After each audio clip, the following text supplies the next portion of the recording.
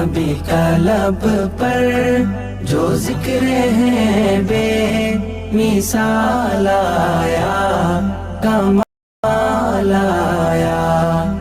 ঢাকা বিশ্ববিদ্যালয় সিরাত মাহফিল 2024 বাস্তবায়ন কমিটির প্রতি যারা আমাকে এখানে দাঁড়াবার সুযোগ করে দিয়েছেন, বিশেষভাবে অন্তঃস্থল থেকে কৃতজ্ঞতা জানাচ্ছি ঢাকা বিশ্ববিদ্যালয় কর্তৃপক্ষকে এই চমৎকার আয়োজনটি করবার অনুমতি প্রদান করবার জন্য এবং সার্বিক সর্বাত্মক সহযোগিতা করবার জন্য। আমি কোনো ভূমিকা ছাড়াই আমার মূল বক্তব্যে প্রবেশ করতে চাই। আজ 2024-এর যেই সময়টাতে আমরা দাঁড়িয়ে কথা বলছি, আজকের পৃথিবীতে দুর্বলদের পক্ষে কথা বলাটা ফ্যাশনে পরিণত হয়েছে। আপনারা জানেন, দুর্বল মানুষদেরকে নিয়ে কেউ কাজ করলে সমাজে তাকে হিরো মনে করা হয়। আজকের সমাজে দুর্বলদের নিয়ে কাজ করলে তাদেরকে নিয়ে মানুষ অনেক গর্ব করে। এটা গর্বের একটা ব্যাপার যে কেউ দুর্বলদেরকে নিয়ে কাজ করছে। আমরা সুন্নাহ ফাউন্ডেশন থেকে অসহায় দুস্থদের জন্য কাজ করছি। আপনারা অনেকে আমাদেরকে সেজন্য মোবারকবাদ জানাচ্ছেন, শুভেচ্ছা জানাচ্ছেন, আমাদেরকে প্রেরণা দিচ্ছেন। ধন্যবাদ আপনাদের প্রতি। কিন্তু আমি যেটি বলতে চাচ্ছি যে আজ থেকে ঠিক ১৫০০ বছর আগের পৃথিবীতে যদি আমরা ফিরে যাই, তাহলে আমরা লক্ষ্য করলে দেখতে পাবো সেই পৃথিবীতে দুর্বলদের পক্ষে কথা বলাটা ফ্যাশন তো দূরের কথা, সবচেয়ে বড় চ্যালেঞ্জের বিষয় ছিল। আজকের এই অনুকূল পৃথিবীতে দাঁড়িয়ে আপনি দাস দাসীর অধিকার, আপনি শ্রমিকের অধিকার, আপনি নারীর অধিকার, আপনি অন্য ধর্মাবলম্বী সংখ্যালঘুদের অধিকার নিয়ে কথা বলতে পারেন। এই কথা বলাটা অনেক নিরাপদ, অনেক ফ্লেক্সিবল পরিবেশ আপনি দেখেন। কিন্তু মুহাম্মদ সাল্লাল্লাহু আলাইহি সাল্লাম যখন দুর্বলদের পক্ষে কথা বলেছেন, তখন পৃথিবীতে দুর্বলদের পক্ষে কথা বলাটা সহজ কাজ ছিল না। এটা লাইফ রিস্কের ব্যাপার ছিল, কিন্তু সে কাজটা তিনি করেছেন। সম্মানিত উপস্থিতি, প্রিয় নবী সাল্লাল্লাহু আলাইহি সাল্লাম তিনি দুর্বলদের পক্ষে যে কথা বলেছেন, সেটা আজ আমরা অনেকে যে দুর্বলদের পক্ষে কথা বলি নানা পার্থিব উদ্দেশ্যে, তার সেই দুর্বলদের পক্ষাবলম্বনটা পার্থিব কোনো উদ্দেশ্যে ছিল না।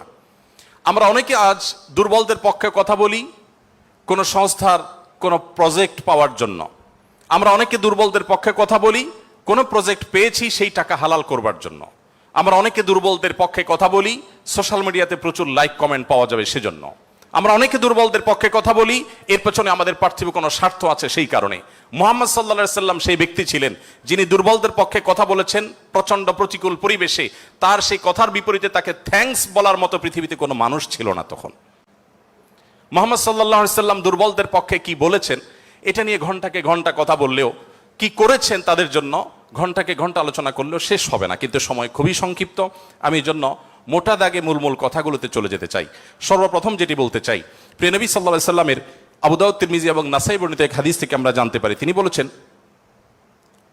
তোমরা তোমাদের যে সমস্ত দুর্বল মানুষেরা আছে সে সমস্ত দুর্বল মানুষদের ব্যাপারে আমার কাছে তালাশ করবে, খোঁজ খবর নিবে, তাদের জন্য কোনো কিছুর প্রয়োজন হলে আমাকে বলবে। কেন? কারণ তোমরা জানো যে তোমাদের আল্লাহ তাআলার তরফ থেকে যে রিজিক প্রাপ্ত হও, ফাইন্নামা তুরজাকুন ওয়া তুনসারুনা বিদুআফাইকুম, তোমাদের যারা দুর্বল আছেন সে দুর্বল এবং অসহায় মানুষগুলোর উসিলায় তাদের কারণে আল্লাহ তাআলা তোমাদেরকে যুদ্ধ বিগ্রহে শত্রুর বিপক্ষে জয় দিয়ে থাকেন, সেগুলো তাদের কারণে দেন। আবার একইভাবে তোমাদের যে রিজিক আল্লাহ তাআলা দিয়ে থাকেন, এই রিজিকটা তোমাদের মধ্যে থাকা যে দুর্বল মানুষগুলো আছে তাদের কারণে আল্লাহ তাআলা দিয়ে থাকেন। সম্মানিত উপস্থিতি, এই হাদিসের মাধ্যমে নবী সাল্লাল্লাহু আলাইহি সাল্লাম বোঝাতে চেয়েছেন তার আশেপাশে দুর্বল মানুষেরাই বেশি থাকে। আপনারা জানেন বেলাল, আম্মার, সোহেব, আরো যে সমস্ত সাহাবী ছিলেন, সালমান ফারসি রাদিয়াল্লাহু তাআলা আনহু সহ, এই সমস্ত অসহায় মানুষগুলো একাধারে বহিরাগত, বাহির থেকে আসা। আরবের মানুষরা বাহিরের মানুষদেরকে মানুষ মনে করতে কুণ্ঠাবোধ করে অনেকে, বা বেশিরভাগ। সেই সময়ের বাস্তবতা ছিল অনেকটা সেরকম। নবী করিম সাল্লাল্লাহু আলাইহি সাল্লাম সেই পরিস্থিতিতে বাহির থেকে আসা সালমান ফারসি শুধু তার পরামর্শে গোটা মদিনার চতুর্পাশে পরীক্ষা খনন করার সেই কষ্টসাধ্য কাজ শুরু করে দিয়েছিলেন। তিনি বেলাল রাদিয়াল্লাহু তাআলা আনহুর মতো একজন নিগ্রো, ইথিওপিয়ান এবং বাহির থেকে আসা কৃতদাস ছিলেন, সেই মানুষটিকে নবী সাল্লাল্লাহু আলাইহি সাল্লাম মুয়াজ্জিন বানিয়েছেন। আজ আমাদের সমাজে মুয়াজ্জিন মানে খুব সাদামাঠা একটা পদ, তখন মুয়াজ্জিন ছিলেন নবী করিম সাল্লাল্লাহু আলাইহি সাল্লামের পর সবচেয়ে মসজিদের মধ্যে থাকা সম্মানজনক পদ। নবী করিম সাল্লাল্লাহু আলাইহি সাল্লাম এভাবে দুর্বল সাহাবীদেরকে যে আগলে রাখতেন, দুর্বল সাহাবীদের মধ্যে তিনি থাকতেন এমন ভাবে যে আজ নেতারা যদি অন্যদের সাথে চলে, নেতা কে এটা পরিচয় দেওয়ার প্রয়োজন হয় না। কোনো পাওয়ারফুল ব্যক্তি, কোনো নেতা, তিনি যদি তার অনুসারীদেরকে সাথে নিয়ে অনুসারীদের বেষ্টিত হয়ে হাঁটেন, তো তাকে চেনার জন্য কারো জিজ্ঞেস করতে হবে না। আমাদের প্রিয় নবী সাল্লাল্লাহু আলাইহি সাল্লাম তিনি যখন সাহাবীদের মধ্যে বসা থাকতেন, তখন বাহির থেকে আসা মানুষরা জিজ্ঞেস করতে হতো, মান ফিকুম মুহাম্মদ, তোমাদের মধ্যে মুহাম্মদ লোকটা কে? আপনি চিন্তা করুন, তার বসার মোড়টা এমন ছিল যে অন্য 10 জন সাধারণ সাহাবীর মধ্যে তিনি নিজেকে মিশিয়ে ফেলতেন। তার মধ্যে কোনো অহংকার ছিল না, এমন ভাবে দুর্বলদের সাথে নিজেকে মিশিয়ে ফেলতেন যে বাহির থেকে আসা মানুষ তার অ্যাটিটিউড দেখে, তার বডি ল্যাঙ্গুয়েজ দেখে চেনার কোনো উপায় ছিল না যে মোহাম্মদ নেতা লোকটি কে সাল্লাল্লাহু আলাইহি ওয়াসাল্লাম। সম্মানিত উপস্থিতি, ঠিক একইভাবে আমরা জানি নবী করিম সাল্লাল্লাহু আলাইহি সাল্লাম কারা জান্নাতবাসী, জান্নাতি লোকদের মার্কা কি, সেটা বলতে গিয়ে বলেছেন যে আলা আখবিরুকুম বিআহলিল জান্নাহ, তোমাদেরকে কি আমি বলে দিব না যে তোমাদের মধ্যে বিচরণকারী মানুষদের মধ্যে কারা কারা জান্নাতি, জান্নাতি হিসাবে তোমরা কাদেরকে সুধারণা করতে পারো, তাদের আলামত কি, যে আলামত দেখে তুমি অনুমান করবে, আন্দাজ করবে লোকটা জান্নাতি। নবী করিম সাল্লাল্লাহু আলাইহি সাল্লামের পর নিজে জবাব দিয়ে বলেছেন কুল্লু দাঈফিন মুতাদাঈফ, যে সমস্ত মানুষগুলো দুর্বল, বিনয়ী, নিরীহ, এই মানুষগুলো জান্নাতি। অর্থাৎ যদি তাদের ঈমান অন্য সব বিষয়গুলো ঠিকঠাক থাকে, পাশাপাশি তিনি যদি নিরীহ গোছের হন, বিনয়ী হন, বিনম্র হন, তিনি যদি খুব বেশি অহংকারী, অনেক বেশি রূঢ় স্বভাবের না হন, তাহলে এই মানুষগুলো জান্নাতি হওয়ার এটি একটি বড় লক্ষণ। এখানে নবী করিম সাল্লাল্লাহু আলাইহি সাল্লাম দুর্বলতাকে জান্নাতি হওয়ার, নবী সাল্লাল্লাহু আলাইহি সাল্লাম দুর্বলতাকে বা বিনয়কে জান্নাতি হওয়ার লক্ষণ হিসাবে উল্লেখ করেছেন। এখান থেকে বোঝা যায় দুর্বলদের অবস্থান তার কাছে কেমন ছিল। আমরা নবী সাল্লাল্লাহু আলাইহি সাল্লামের যে দুর্বলদের প্রতি তার যে ভালোবাসা, তার যে তাদের অধিকার আদায়ের প্রচেষ্টা, তাদেরকে সমাজে তাদের যথাযথ অধিকার ফিরিয়ে দেওয়ার প্রচেষ্টা, সে সম্পর্কে যদি আমরা কয়েকটা উপমা দিতে চাই, আমরা একজন করে বলতে চাই। নারীদের ব্যাপারে বলতে চাই, ইতিমধ্যে ওবায়দুল্লাহ হামজা সাহেব আলোচনা করেছেন নারীদের সম্পর্কে, কিছু কথা হয়তো রিপিট হবে, তারপর আমি সংক্ষেপে শুধুমাত্র টাচ করে যাই। আপনারা জানেন নবী সাল্লাল্লাহু আলাইহি সাল্লাম যে সমাজে এসেছেন, সেই সমাজে নারী হিসেবে জন্মগ্রহণ করাটা এটা একটা অপরাধ ছিল। জীবন্ত কন্যাকে নিজের বাবা নিজে হাতে পুঁতে ফেলতো শুধুমাত্র কন্যা হওয়ার কারণে। আল্লাহ কোরআনে বলেছেন ওয়া ইযা বুশিরা আহাদুহুম বিল উনসা যাল্লা ওয়াজহুহু মুসওয়াদ্দান ওয়া হুয়া কাযীম, কারোর কন্যা সন্তান হয়েছে এই সংবাদটা তাকে দেয়া হলে তার মুখটা কালো হয়ে যেত। এরকম ভয়ঙ্কর এক বাস্তবতার মধ্যে নবী সাল্লাল্লাহু আলাইহি সাল্লাম এসেছেন। আমি আবারও বলছি, আজকের সমাজে নারী অধিকার নিয়ে কথা বলা এটা অনেক সহজ।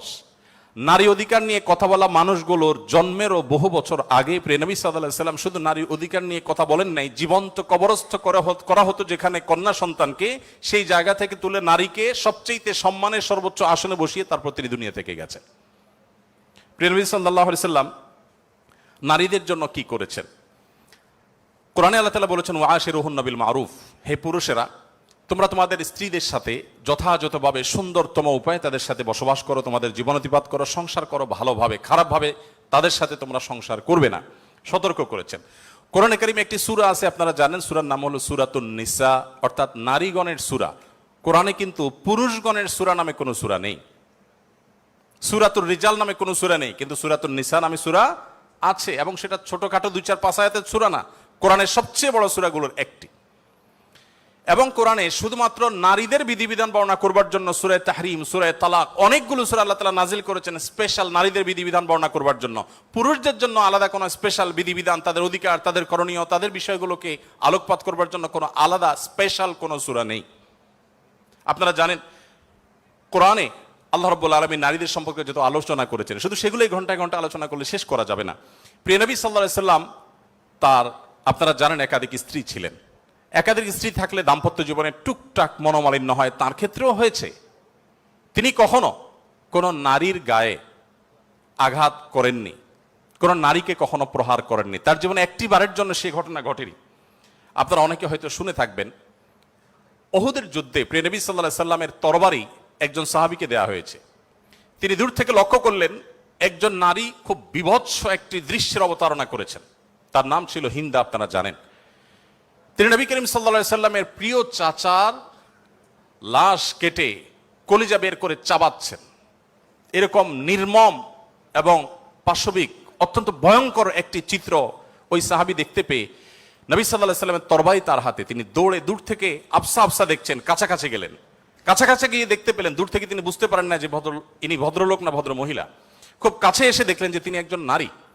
তিনি তখন বলেছেন পরবর্তীতে যে আমি তরবারিটা তুলেছিলাম যে তার শিরকে আমি তার ধড় থেকে, দেহ থেকে আলাদা করে দিব, কিন্তু তৎক্ষণাৎ আমার মনে হলো এই তরবারিটা তো সেই মানুষটার যে মানুষ কোনোদিন কোনো নারীর গায়ে আঘাত করেন নাই।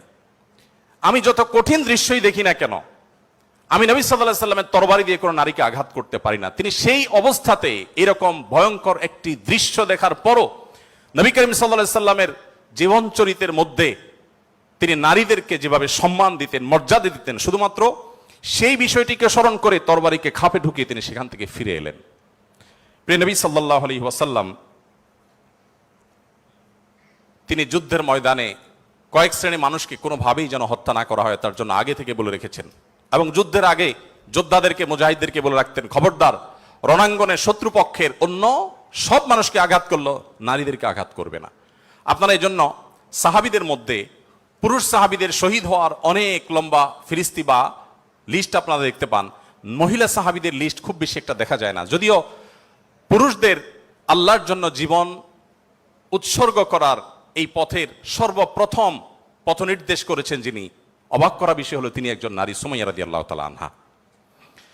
প্রিয় ভাইরা আমার, নবী করিম সাল্লাল্লাহু আলাইহি সাল্লাম তার জীবনের একেবারে শেষের দিকের বক্তব্যগুলোর, ভাষণগুলোর একটি ছিল ইস্তাউসু বিন-নিসাই খায়রা, তোমরা নারীদের ব্যাপারে আমার কাছ থেকে ভালো ওসিয়ত গ্রহণ করো। অর্থাৎ আমি তোমাদেরকে ওসিয়ত করছি, আমি জীবনের শেষ মুহূর্তে, অন্তিম মুহূর্তে তোমাদেরকে উপদেশ দিচ্ছি, নারীদের বেলায়, মহিলাদের ব্যাপারে তোমরা ভালো আচরণ করবে, এটি আমার কাছ থেকে শুনে রাখো।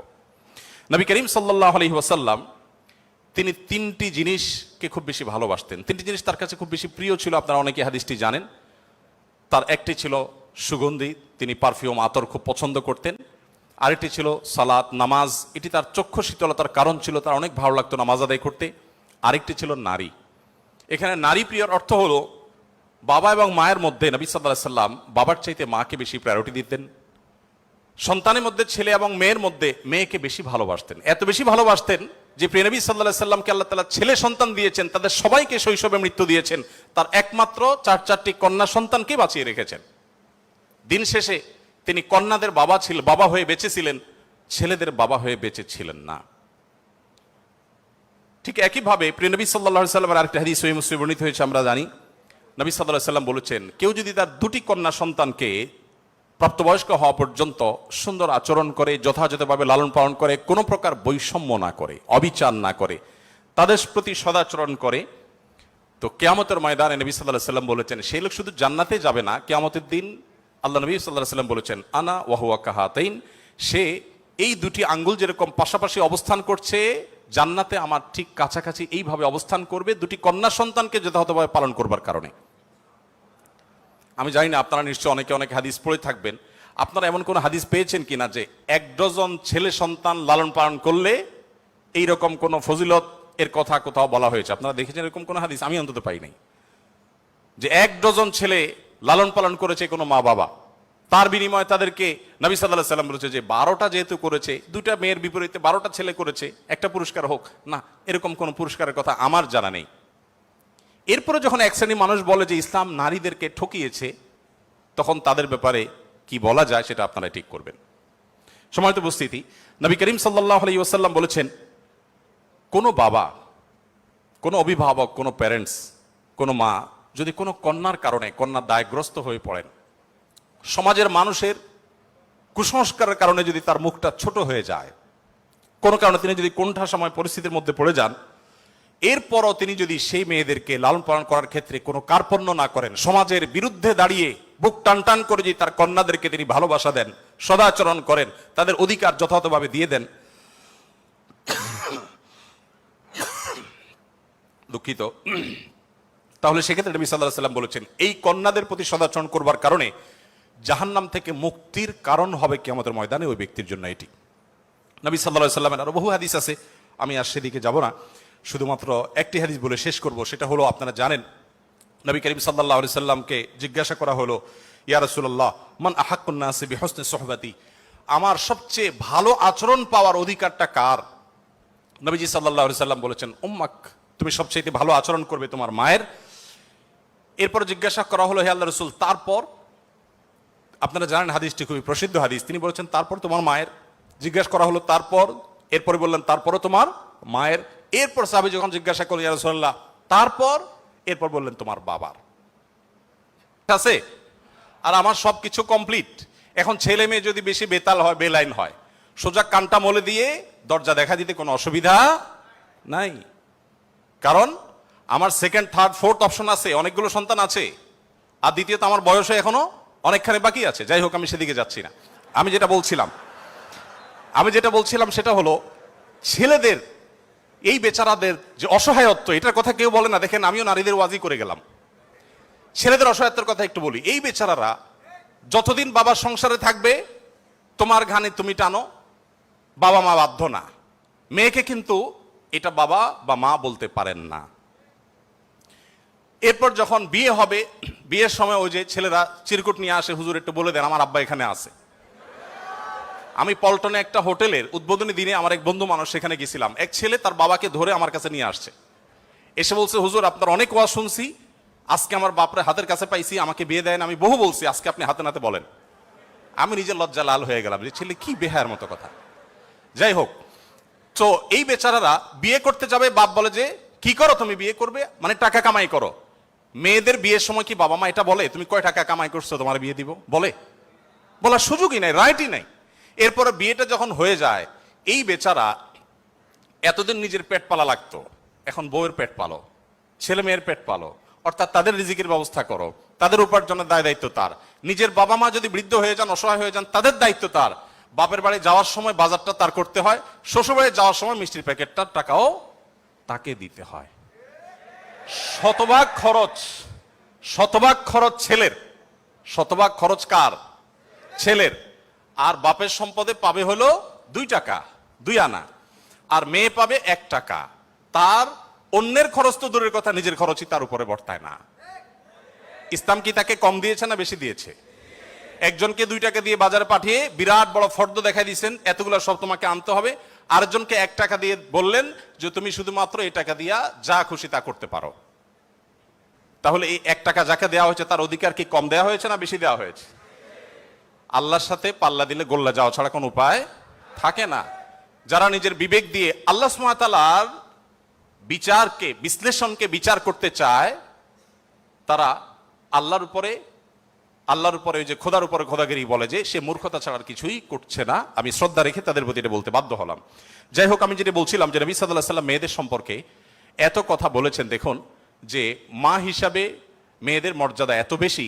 ইমাম মালিক রহমতুল্লাহ আলাইহি একটি চমৎকার কথা বলেছেন। তিনি বলেছেন যে আল আম্বিয়াউ আবুল বানাত। আপনারা অবাক হবেন, যত নবী রাসূল পৃথিবীতে এসেছেন বেশিরভাগ নবী রাসূলদেরকে আল্লাহ তাআলা ছেলে সন্তান না দিয়ে মেয়ে সন্তান দিয়েছেন।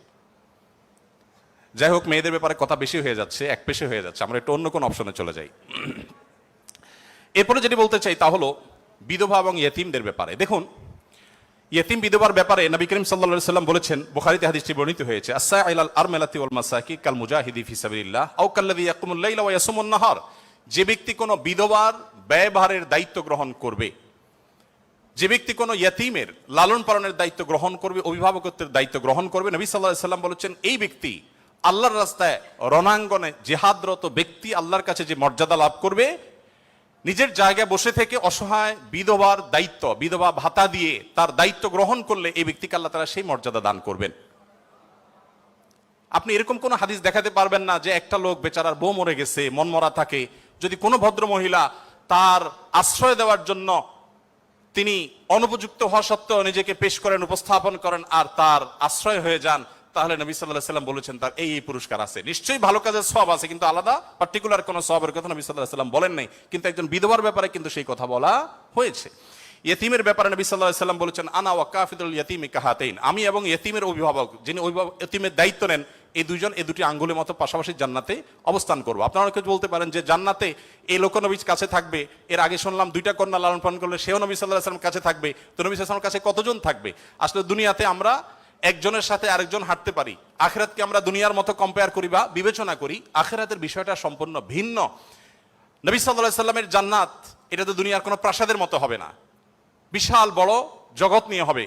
সবচেয়ে ছোট জান্নাতে যে গোটা পৃথিবীর সমান 10 পৃথিবীর সমপরিমাণ জান্নাত তিনি পাবেন।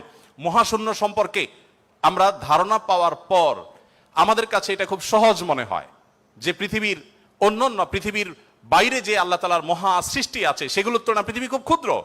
যখন পৃথিবীতে এগুলো আবিষ্কার হয় না, আপনি চিন্তা করুন তখনকার মুসলমানদের জন্য ঈমান আনা কতটা কঠিন ছিল, যে কিভাবে এত বড় জান্নাত দিবেন আল্লাহ তাআলা, কোথায় এত জায়গা। কিন্তু আজ আমরা সেটা আবিষ্কার করেছি, আমরা জানি কিয়ামত পর্যন্ত আবিষ্কার হতে থাকবে। কোরআন এবং সুন্নাহর অনেক কিছু এখনো আমাদের বুঝে আসছে না, কিন্তু এক সময় হয়তো বুঝে আসবে। তো যাই হোক, নবী করিম সাল্লাল্লাহু আলাইহি ওয়াসাল্লাম ইয়েতিমের ব্যাপারে এই সুসংবাদ আমাদেরকে দিয়েছেন। এবং নবী সাল্লাল্লাহু আলাইহি ওয়াসাল্লাম আরেকটা হাদিস বলে আমি শেষ করব, তিনি বলেছেন যে ব্যক্তি তার পরিবারের মধ্যে কোনো ইয়েতিমকে সংযুক্ত করেন, এই জায়গা আমি একটু থামবো। ইয়েতিমকে সংযুক্ত করার মানেটা কি? আমাদের দেশে ইয়েতিম বা গরিবের বাচ্চাকে লালন পালন অনেকেই করেন, কিন্তু সেটা নিজের ধান্দায় করেন, গরিবের প্রয়োজনে না। কিভাবে সেটা?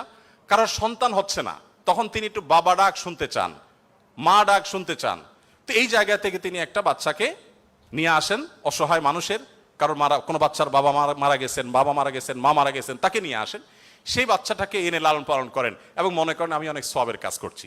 আপনি অবশ্যই সওয়াবের কাজ করছেন না যদি আপনার উদ্দেশ্য হয় আপনার যে মা ডাক শোনা, বাবা ডাক শোনা সেটা, আর যদি আপনার উদ্দেশ্য হয় যে না আমি তাকে লালন পালন করতে চাই, সে তার মায়ের কাছেই থাকুক, আমি তার ভরণ পোষণ দিব, তার পড়াশোনার খরচ চালাবো, তার অভিভাবকত্ব করব, তাকে আশ্রয় দিব, তাহলে আপনি এই হাদিসের সুসংবাদ পাবেন ইনশাআল্লাহ তাআলা। আপনি যদি নিজে পার্থিব কোনো স্বার্থে তাকে লালন পালন করেন তাহলে এই হাদিসের মর্যাদা আপনি লাভ করবেন না। নবী করিম সাল্লাল্লাহু আলাইহি ওয়াসাল্লাম মুসনাদ আহমদে বর্ণিত একটা হাদিসে আসছে, তিনি বলেছেন যে এক ব্যক্তি তার কাছে বলেছে, হে আল্লাহর রাসূল, আমার অন্তরটা অনেক শক্ত, আমি খুব শক্ত হৃদয়ের মানুষ, আমার মনটা নরম হয় না, আপনি আমাকে কোনো একটা পরামর্শ দিন। নবী সাল্লাল্লাহু আলাইহি ওয়াসাল্লাম বলেছেন, তুমি ইয়েতিমের মাথায় হাত বুলাবে, তোমার মন নরম হবে, এবং সেই সাথে অসহায়দের তুমি খাদ্য দান করবে, আহার দিবে। এই দুটি কাজ যদি তুমি করো তাহলে তোমার অন্তরের কাঠিন্য দূর হয়ে যাবে। আমাদের অনেকের মধ্যে এই অভিযোগ আছে, আমরা এই আমলগুলো করতে পারি। নবী সাল্লাল্লাহু আলাইহি ওয়াসাল্লাম দুর্বলদের মধ্যে যারা দাসী ছিলেন তাদের জন্য কি করেছেন আপনারা অনেকে জানেন। ইসলামের অনেকগুলো গুরুত্বপূর্ণ বিধিবিধান আছে, এর মধ্যে থেকে একটা হলো দাসী মুক্ত করার বিধান।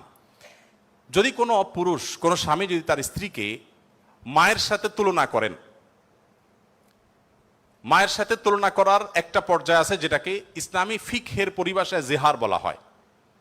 রাগের বশে এরকম অনেকে করে থাকেন যে আমার মা যেরকম হারাম তুমি এরকম হারাম, তালাকের মতোই অনেকটা এই টাইপের কথা যদি কেউ বলেন, তার প্রায়শ্চিত্ত হলো তাকে একটি দাস মুক্ত করতে হবে। কেউ যদি ইচ্ছাকৃতভাবে রোজা ভঙ্গ করেন তাহলে তার প্রায়শ্চিত্ত হলো তাকে একটি দাস মুক্ত করতে হবে। কেউ যদি শপথ করে শপথ রক্ষা না করেন, ভঙ্গ করেন, তাহলে তাকে দাস মুক্ত করতে হবে। কেউ যদি কোনো মানুষকে হত্যা করেন, ভুলে হত্যা করেন, তার প্রায়শ্চিত্তগুলোর মধ্যে থেকে একটা হলো তাকে দাস মুক্ত করতে হবে। এভাবে ইসলাম অনেকগুলো ভুলের প্রায়শ্চিত্ত হিসাবে অন্য কোনো অপশনের চাইতে দাস মুক্তিকে প্রায়োরিটি দিয়েছে, গুরুত্ব দিয়েছে। নবী সাল্লাল্লাহু আলাইহি ওয়াসাল্লাম বারবার বলেছেন, কারণ তিনি চাইতেন মানুষ দাস না থাকুক, মানুষ মুক্ত হয়ে যাক। নবী সাল্লাল্লাহু আলাইহি ওয়াসাল্লাম আজকের পৃথিবীর মতো ফ্যাক্টরি রেভলিউশনের পর মানুষের মুক্তির জন্য বা দাস প্রথার বিরুদ্ধে তিনি কথা বলেছেন এমন না। আমি আগেই বলেছি, আজ পৃথিবীতে বহু দুর্বলদের পক্ষে কথা বলা মানুষ পাবেন, তার সবগুলো বেশিরভাগই দেখবেন স্বার্থের কারণে। আমরা নিজেরাও দুর্বলদের সহযোগিতা করি। এই যে বন্যা গেল, অনেকেই বন্যার সময় ত্রাণ নিয়ে গেছেন জাস্ট একটা ছবির জন্য, অনেকে ত্রাণ নিয়ে গেছেন, কষ্ট করেছেন, শুধু তার একটা লাইভ দরকার, কিছু লাইক দরকার, কিছু কমেন্ট দরকার, কিছু বাহবা দরকার। তো নবী সাল্লাল্লাহু আলাইহি ওয়াসাল্লাম দাসীদের মুক্তির জন্য কথা বলেছেন সেই সমাজে যখন দাসী ছিল আজকের যুগে বিএমডব্লিউর মালিক হলে যেরকম গর্বের, দাসী থাকা সেরকম গর্বের। এরকম মূল্যবান অ্যাসেট কোনো বিনিময় ছাড়া মুক্ত করে দেওয়ার জন্য নবী সাল্লাল্লাহু আলাইহি ওয়াসাল্লাম উৎসাহিত করতেন। শুধু তাই নয়, আপনারা জানেন যে নবী করিম সাল্লাল্লাহু আলাইহি ওয়াসাল্লাম বলেছেন, কোন দাসকে যদি কেউ মুক্ত করে তাহলে ওই দাসের প্রতিটি অঙ্গকে মুক্ত করার বিনিময়ে যে ব্যক্তি এই কাজটি করলেন, আল্লাহ তাআলা ওই ব্যক্তিকে তার ওই অঙ্গকে জাহান্নাম থেকে মুক্তির পরওয়ানা দান করবেন।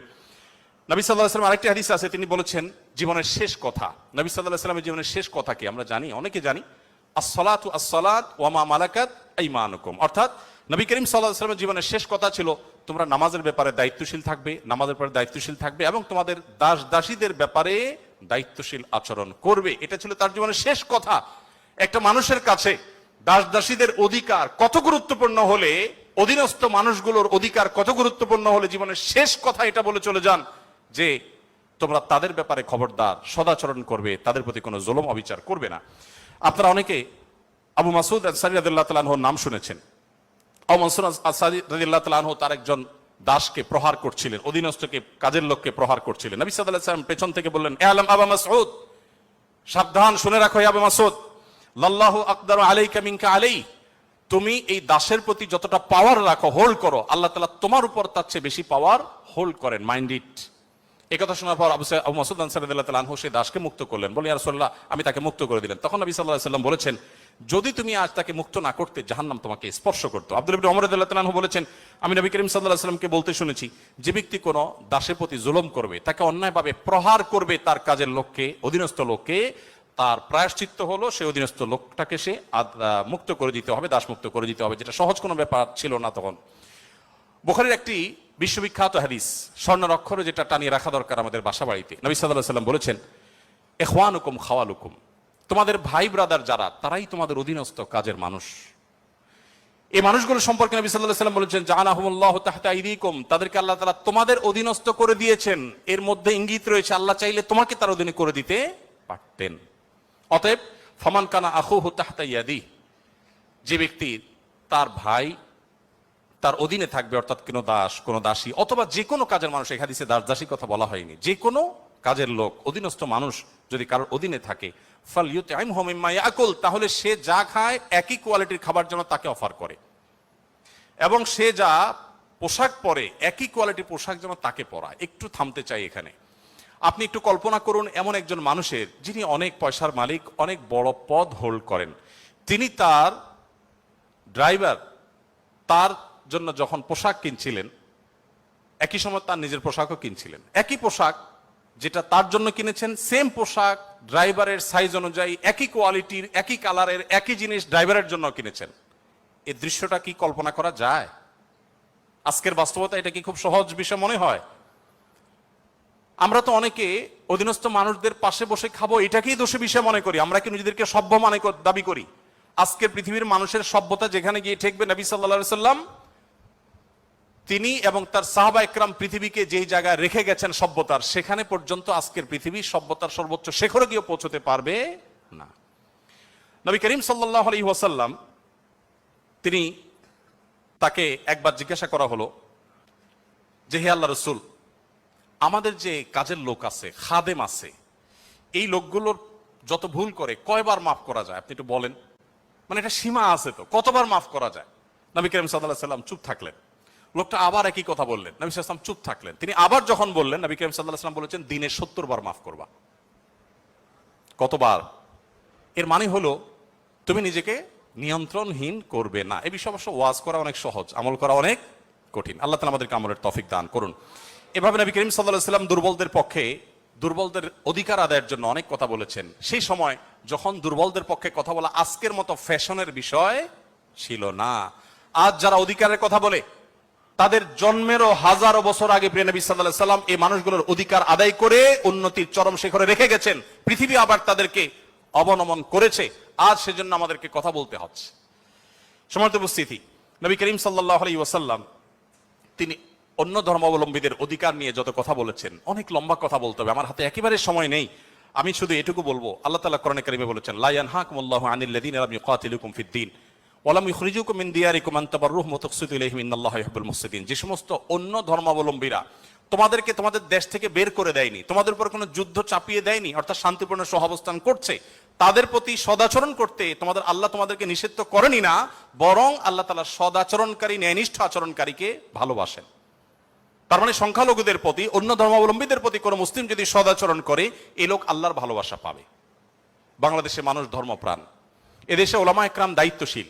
এজন্য আমি প্রায় বলি, আমাদের আশেপাশে অন্য যে কোনো দেশের সংখ্যালঘুদের চাইতে আমাদের দেশের সংখ্যালঘুরা আলহামদুলিল্লাহ অনেক ভালো আছে। সেজন্য আমরা অনেক হ্যাপি এবং সুখী। আমরা চাই তারা আরো ভালো থাকুক। আমাদের আশেপাশে বিভিন্ন দেশে বহু ধর্মীয় দাঙ্গা হয়েছে, শত শত মানুষ মারা গেছে। বাংলাদেশের আজও পর্যন্ত কখনোই ধর্মীয় দাঙ্গায় শত শত মানুষ তো দূরের কথা, ডজন ডজন মানুষ মারা গেছে, এমন কোনো ঘটনা কখনো শোনা। সংখ্যালঘুদের নির্যাতনের যে সমস্ত বিচ্ছিন্ন ঘটনা ঘটে, এটা আমরাও জানি, আমাদের সংখ্যালঘু ভাই বোনেরাও জানেন। এটা দিন শেষে রাজনৈতিক ফায়দা হাসিলের নীল নকশা ছাড়া আর কিছুই নয়। বাংলাদেশের সবচেয়ে বড় ধর্মীয় শিক্ষা প্রতিষ্ঠান হাটহাজারী মাদ্রাসার ঠিক কোল ঘেঁষে একটা মন্দির, আমি সেই মাদ্রাসার ছাত্র। এত প্রাচীন এই মন্দির এবং মাদ্রাসাও প্রাচীন, শতবর্ষী মাদ্রাসা এবং প্রাচীন মন্দির। কেউ বলতে পারবে না যে মাদ্রাসার হাজার হাজার ছাত্রের কেউ কোনোদিন একটা ঢিল সেই মন্দিরে নিক্ষেপ করেছেন, অথবা মন্দির থেকে পাল্টা এরকম কিছু হয়েছে, কেউ বলতে পারবে না। বাংলাদেশের মানুষের সাম্প্রদায়িক সম্প্রীতির যে উদ্যম দৃষ্টান্ত, পৃথিবীর অনেক উন্নত দেশেও সে দৃষ্টান্ত নাই। এটা আমরা কোত্থেকে পেয়েছি? ইসলাম থেকে পেয়েছি। আমাদের সংখ্যালঘু ভাই বোনদের প্রতি সদাচরণ করতে আমাদের ইসলাম বলে, ভালো মুসলিম হওয়ার প্রয়োজনে আমাদের এটা করতে হচ্ছে। অতএব আমরা যত বেশি ভালো মুসলিম হতে পারবো, আমাদের সংখ্যালঘু ভাই বোনরাও তত নিরাপদে থাকবেন। নবী সাল্লাল্লাহু আলাইহি ওয়াসাল্লাম বলেছেন, যেই ব্যক্তি কোনো অমুসলিম, যিনি মুসলিম ভূখণ্ডে বসবাস করার পারমিশন নিয়ে আসছেন, ধরুন বাইরে থেকে ভিসা নিয়ে এসছেন, অনুমোদিত তার বসবাসটা, এরকম কোন অন্য ধর্মাবলম্বীকে যদি কোনো মুসলমান হত্যা করে, এই মুসলমান এই হত্যার কারণে জান্নাত তো দূরের কথা, জান্নাতের ঘ্রাণও সে পাবে না। মানুষটা কিন্তু অন্য ধর্মাবলম্বী। নবী সাল্লাল্লাহু আলাইহি ওয়াসাল্লাম একটা ইহুদির লাশ নিয়ে যাওয়া হচ্ছিল, তিনি সম্মান প্রদর্শন করলেন। সাহাবীরা বললেন, ইয়া রাসূলুল্লাহ, ইহুদির লাশ আপনি সম্মান প্রদর্শন করছেন? নবী সাল্লাল্লাহু আলাইহি ওয়াসাল্লাম বলেছেন, আলাইসাত নাফসা, সে কি মানুষ না? লোকটা ইহুদি হতে পারে কিন্তু তিনি মানুষ না। আব্দুল্লাহ ইবনে ওমর রাদিয়াল্লাহু তাআলা আনহু বাসায় ছাগল জবে হয়েছে, তিনি বাহির থেকে এসে জিজ্ঞাসা করলেন, আহাদাইতুম লিজারনাল ইয়াহুদি, আমাদের ইহুদি প্রতিবেশী বাসায় গোশত পাঠিয়েছো? বাসার লোকজন বলল, না তো। তখন তিনি বললেন, আল্লাহ রাসূল সাল্লাল্লাহু আলাইহি ওয়াসাল্লাম প্রতিবেশীর অধিকার নিয়ে এত কথা বলেছেন যে নিজের সম্পদে তাদের হিস্সা আল্লাহ তাআলা নির্ধারণ করে দেওয়ার উপক্রম হয়েছিল, আর তোমরা কেন প্রতিবেশী বাসায় খাবার পাঠাওনি? আমাদেরকে আরো ডেভেলপ করতে হবে। আমাদের আশেপাশে কোন হিন্দু বসবাস করেন, আপনার পাশে ফ্ল্যাটে, পাশের বাড়িতে, আপনি কয়দিন তার বাসায় খাবার পাঠিয়েছেন, গিফট পাঠিয়েছেন? অথচ ইসলাম কিন্তু সেই নির্দেশ আমাদেরকে করে। যাই হোক, নবী করিম সাল্লাল্লাহু আলাইহি ওয়াসাল্লাম চতুষ্পদ জন্তু, পশু পাখির প্রতি তার যে দয়া ছিল, তারা দুর্বল, তারা অসহায়, তাদের পক্ষে নবী সাল্লাল্লাহু আলাইহি ওয়াসাল্লামের যে অবস্থান ছিল, একবার আপনারা জানেন বিখ্যাত হাদিস, নবী সাল্লাল্লাহু আলাইহি ওয়াসাল্লাম বলেছেন যে অনেক আগের একটি ঘটনা, এক লোক তিনি যাচ্ছিলেন কোথাও পানি পান করার জন্য, কোন একটা কুয়াতে তিনি নেমেছেন, উঠে দেখতে পেলেন একটি কুকুর পিপাসায় সেরকম অস্পশ করছে।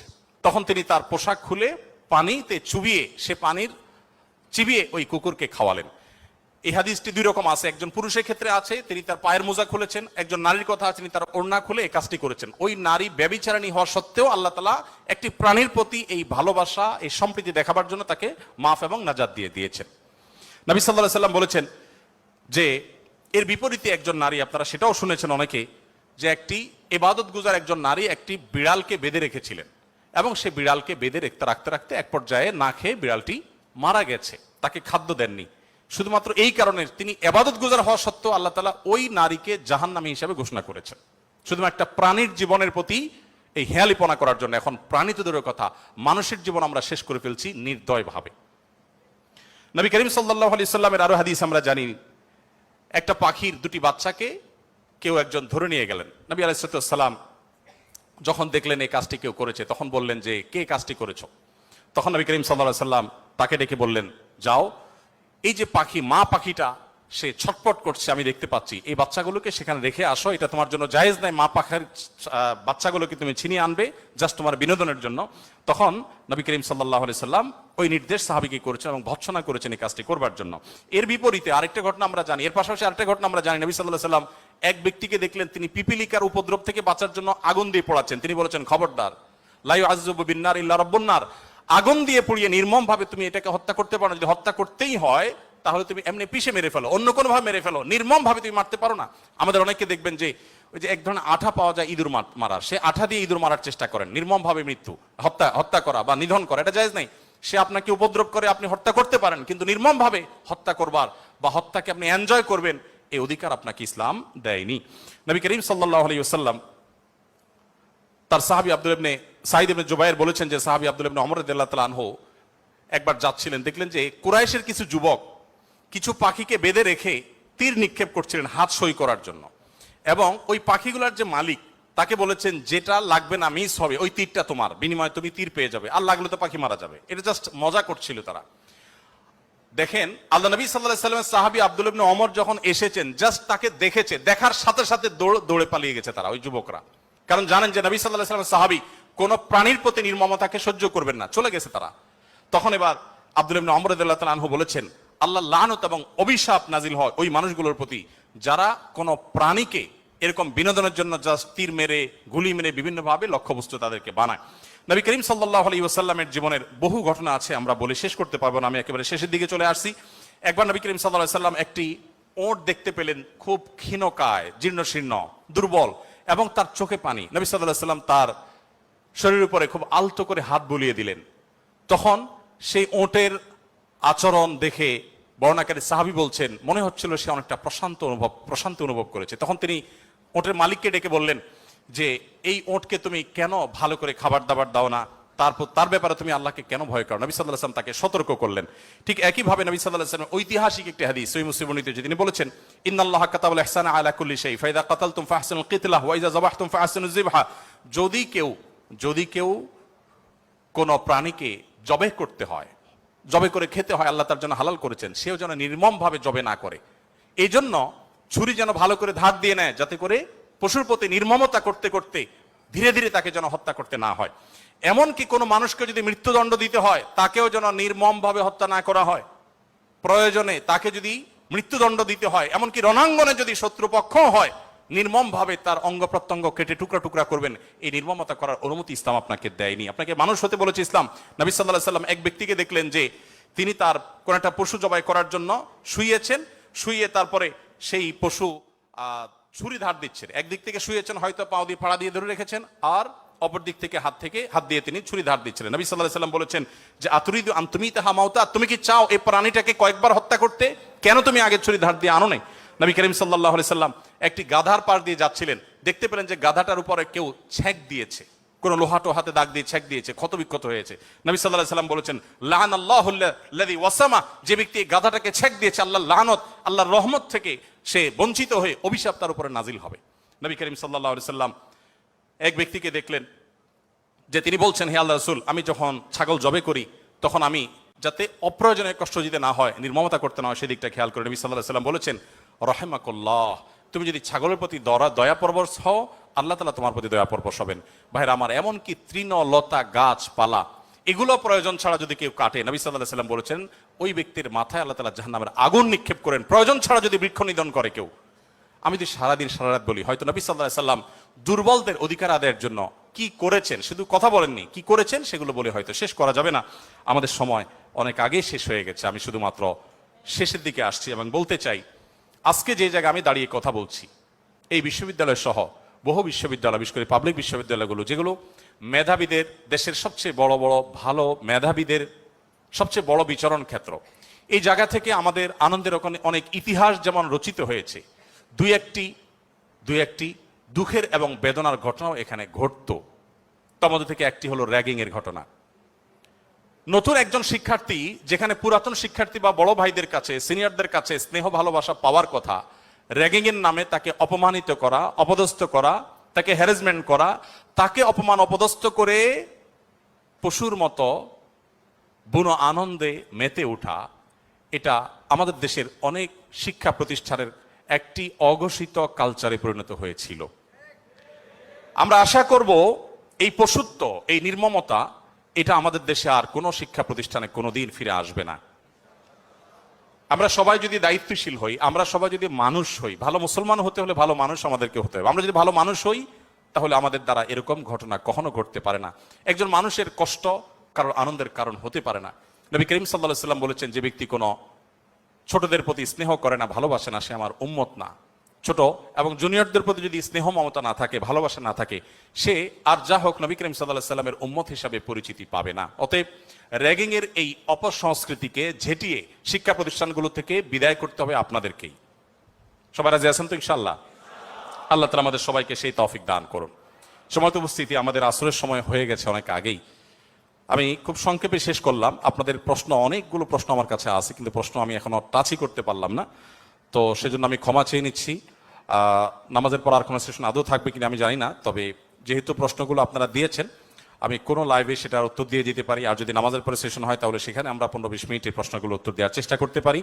আর একটি আহ্বান আপনাদের প্রতি আমি রাখতে চাই, সেটা হলো, আপনারা অনেকে আমাদের সাথে বিভিন্ন সময় যোগাযোগ করেন যে আস-সুন্নাহ ফাউন্ডেশনের সাথে আপনারা কিভাবে ইনভলভ হবেন। আপনারা অনেকে হয়তো মনে করেন আমরা শিক্ষার্থী মানুষ, আমরা টাকা পয়সা দিতে পারবো না, তাহলে আস-সুন্নাহ ফাউন্ডেশনের সাথে কিভাবে ইনভলভ হবে। আমি আপনাদেরকে বলতে চাই, আস-সুন্নাহ ফাউন্ডেশনের যে ওয়েবসাইট আছে, asunnahfoundation.org, আমাদের এই ওয়েবসাইটে ভলান্টিয়ার রেজিস্ট্রেশন বা ভলান্টিয়ার নিবন্ধন যে ফিচার আছে, সেখানে ক্লিক করে আপনি আপনার তথ্যপত্র দিয়ে যদি সাবমিট করে রাখেন, আমাদের কাছে আপনাদের ডাটা চলে আসবে। আপনারা যেন আনন্দিত হবেন যে আমাদের ফেনী, লক্ষ্মীপুর, নোয়াখালীতে বন্যা দুর্গতদের যে পুনর্বাসনের কার্যক্রম চলছে, সেখানে প্রায় 45টা টিম, 45টা টিম সেখানে কাজ করছে। এই প্রত্যেকটা টিমে কোনো না কোনো পাবলিক বিশ্ববিদ্যালয়ের ছাত্ররাই নেতৃত্ব দিচ্ছেন। তাদের সাথে কোনো ব্যবসায়ীকে, কোনো চাকরিজীবীকে ট্যাগ করা হয়েছে। 3 জন করে এক একটা টিমে থাকে, তারা সেখানে কাজ করছে, তথ্যপত্রগুলো ভেরিফিকেশন করছে। তাদের তথ্যপত্রের ভিত্তিতে আমরা ইনশাআল্লাহ অসহায় এবং দুস্থ মানুষদের ঘরগুলো বানিয়ে দেওয়ার, কৃষকদেরকে নগদ অর্থ সহায়তা দেওয়ার এবং অন্যান্য কার্যক্রম আমরা পরিচালনা করব। তো আপনারা যদি ফাউন্ডেশনের সাথে ইনভলভ হতে চান, আমি আপনাদের সবাইকে উদাত্ত আহ্বান করতে চাই, এমনকি আমাদের বোনদেরকেও বলতে চাই যে আপনারাও আমাদের ফাউন্ডেশনের ভলান্টিয়ার হিসেবে নিবন্ধন করতে পারেন। আমাদের যখন প্রয়োজন হবে, আমরা কোনো সময় আমাদের নিবন্ধিত ভলান্টিয়ারদেরকে প্রায়োরিটি দিয়ে বিভিন্ন কাজের ক্ষেত্রে আমরা তাদেরকে ইনভলভ করে থাকি। আমরা আশা করি যে আমাদের কল্যাণমূলক কাজে আপনারাও সাথী হবেন, সঙ্গী হবেন। আজকের এই আয়োজন, এত সুন্দর একটি আয়োজন করবার জন্য কর্তৃপক্ষকে আমি ধন্যবাদ জানাই, এবং বিশেষভাবে ধন্যবাদ জানাই আমাকে এখানে এসে কিছু কথা বলবার সুযোগ দেওয়ার জন্য। আমার কথার মধ্যে যদি সঠিক কিছু বলে থাকি আল্লাহর তরফ থেকে, ভুল কিছু বলে থাকলে সেটি আমার তরফ থেকে, শয়তানের তরফ থেকে। আল্লাহ তাআলা আমাদের সবাইকে নবী করিম সাল্লাল্লাহু আলাইহি ওয়াসাল্লামের রঙে রঙিন হওয়ার তৌফিক দান করুন, তার আদর্শে আদর্শবান হওয়ার তৌফিক দান করুন। জাযাকুমুল্লাহ খাইরা। আসসালামু আলাইকুম ওয়া রাহমাতুল্লাহ।